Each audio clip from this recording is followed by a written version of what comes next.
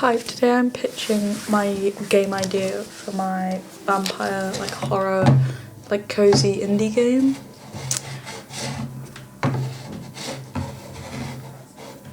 So first I'm going to have a look at my task building, my world building even.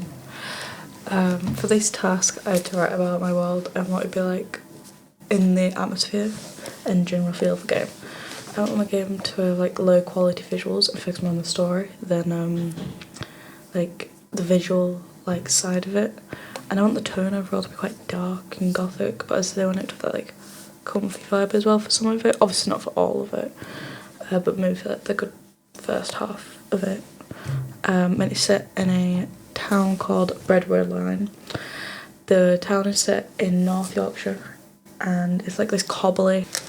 So it's surrounded by nature, and the area and surroundings are quite dull and dark and just naturally foggy and not too nice looking.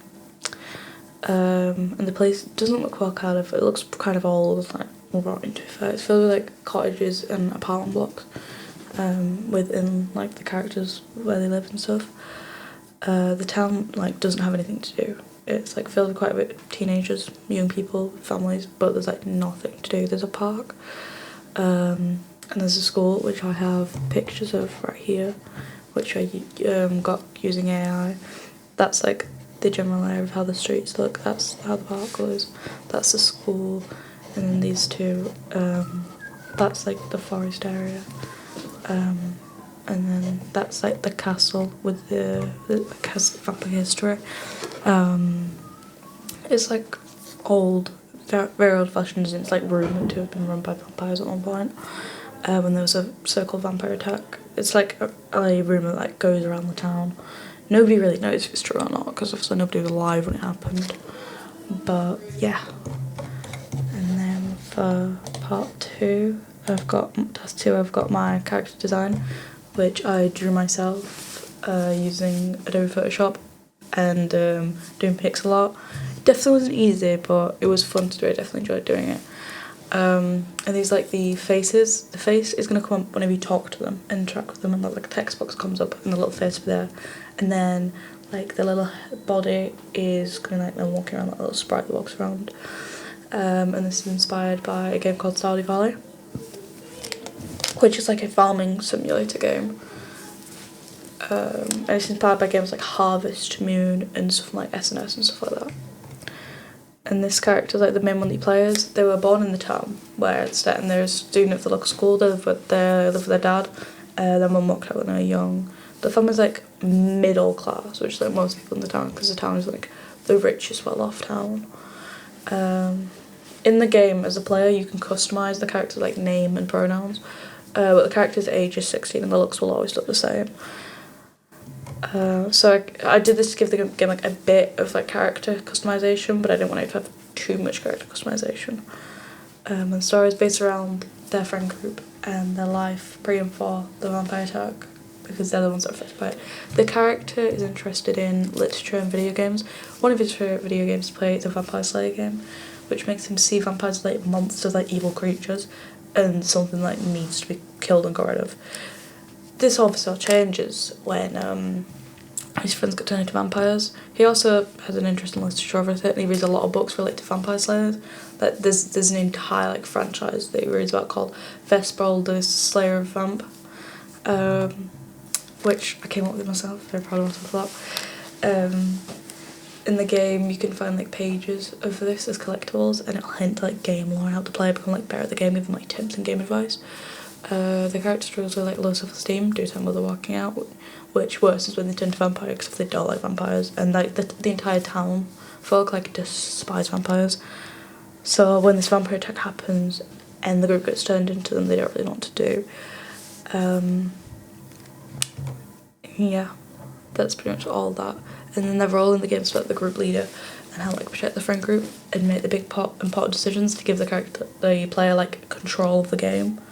He's a father figure type thing, isn't he? One of the oldest of the group nearly.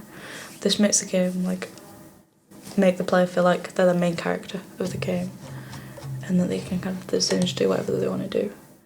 And then for task 3, I've got my walking cycle, which I animated with Hijinks. They helped me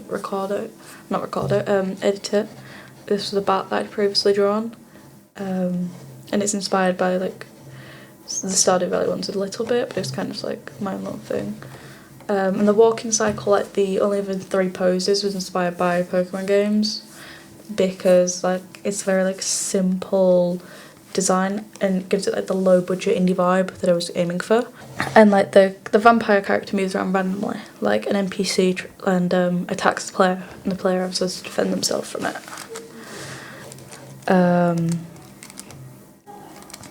And the animation releases sound as like later on in my sound zone. I have a sound of the bat like flapping around making noises, which I made myself with like paper, and I just like put a bunch of filters over it and edited it, and then I think I did a bit of music over it as well.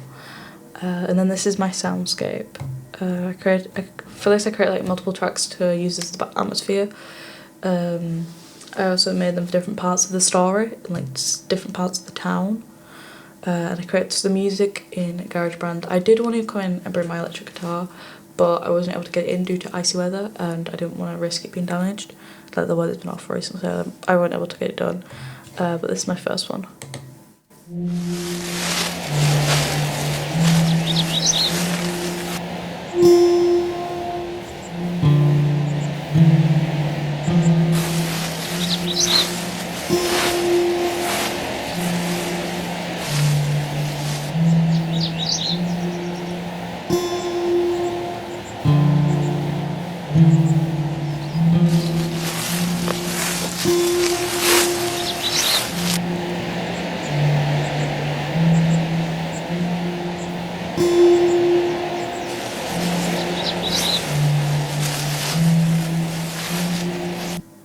The first sound is called Walking the New World, which plays when the player is walking around after the attack. I created the music for it, and then I found some of my own sound effects on BBC sound effects. In the music I added the piano. It was a piano sound called Gamer's Organ. I like the sound of it because it felt like quite dystopian and earthly, and like the vampire-esque vibe that I wanted. And it definitely sounded something like out of a video game, obviously in the name Gamer's Organ.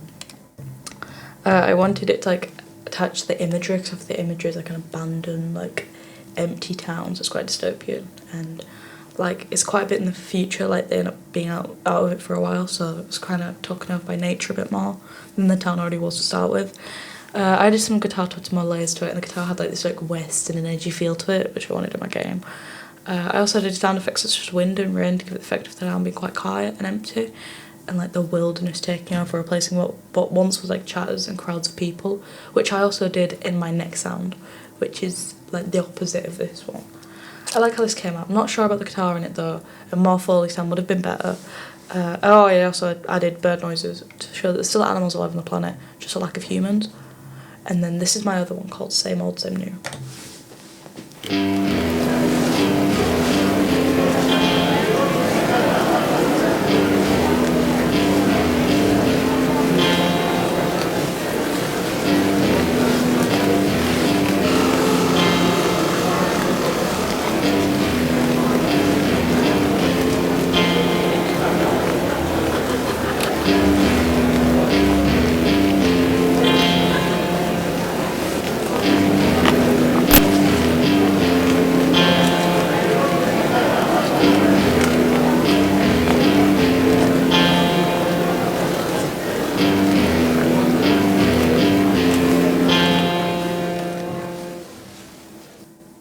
For the second sound that I created, I want a bit more of like an edgy vibe to it. Like the scene is trying to set a scene of a teenager walking around the school, listening to like music with their headphones on. So obviously a lot more of a different vibe from the first one, which is more of a dystopian, like empty world type one. Firstly, instead of adding an acoustic guitar like I did in the first one, I did electric, as it gives them like edgy feel that I wanted to give it. I also did classic clean gutter to add like more notes to make it louder and more interesting. That's supposed to say guitar, but it says gutter. Sorry. The sound I created is inspired by bands like Deftones, as you can hear if you've heard some Deftones song. The guitar is very, very similar to it, which I felt my main character would listen to. They'd listen to that sort of like edgy, like heavy metal guitar music. I also had the loud clouds and rain to give the effect of like a loud, busy school, as that's the scene that I wanted, and I wanted rain to give it the more like gloomy and dull feeling, because like rain's just gloomy and dull. Nobody likes rain, and I just wanted to give it a more like edgy, depressing vibe.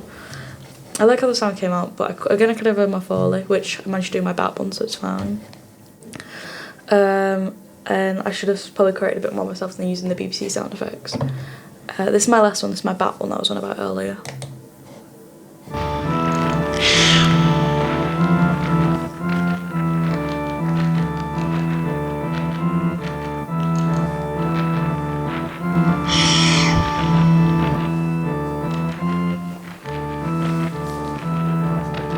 I'm not going to play the full one of that, but I made that entirely myself, like the bat wings were flapping paper, and then the like hissing noises like this.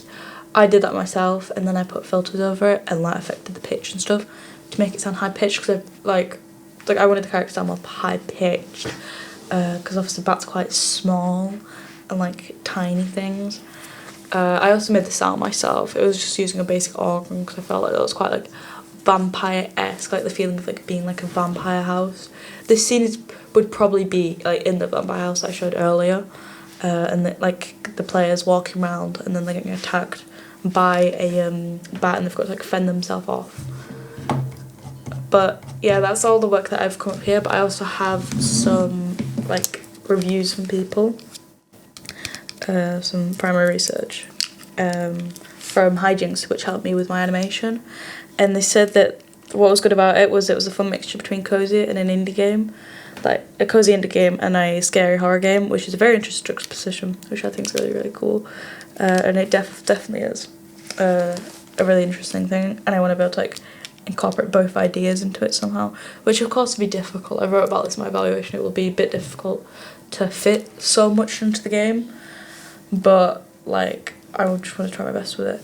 And improvements they said was expand the story and example. Does like for example, does the player finish the game or win? What are the enemies and bosses like? What are the enemy and bosses to defeat? Is the village people of vampires? So the first question was, does the player finish the game or win? The player like there's endings. There's endings to the game, but it doesn't like end the game fully. Like you can go back and still do stuff.